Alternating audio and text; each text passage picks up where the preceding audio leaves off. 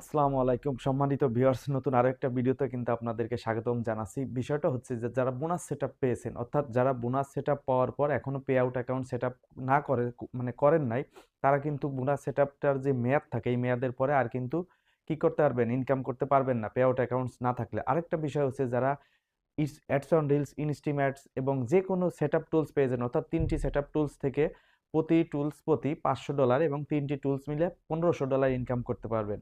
যখন ৫ মাসের ভিতর প্রতি টুলসে $৫০০ হয়ে যাবে, এরপরে যদি আপনি পে আউট অ্যাকাউন্ট সেটআপ করা না থাকে তাহলে কিন্তু আর ইনকাম করতে পারবেন না।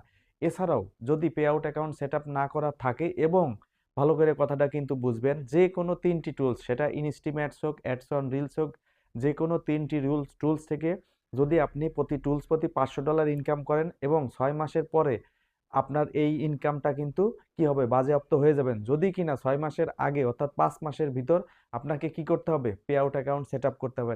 এখন পে আউট অ্যাকাউন্ট কিভাবে সেট আপ করবেন এই সমস্ত বিষয় অলরেডি আমার ভিডিও দেওয়া আছে, সেখান থেকে দেখে নিবেন।